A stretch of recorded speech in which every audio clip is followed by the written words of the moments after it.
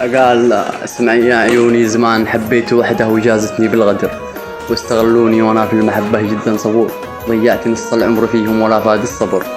ما دريت الناس اجناس وانه الدنيا تدور، ودارت ايامي وجاني عنهم كم من خبر. شفت في عيني بالحظا معاد انهم تبور، كنت اظن السحاب احساسهم لا شفت المطر، كنت اظن الخير فيهم ما تغزل بالطيور، كنت اظن وخاب ظني بين صبري والقهر، واعترف لك يا عيوني انت من في العمر نور. أبكتب عن وصالك وأتغزل بك وافتخر، يبقى لي الفخر واجب وأنا فيك جدا فخور.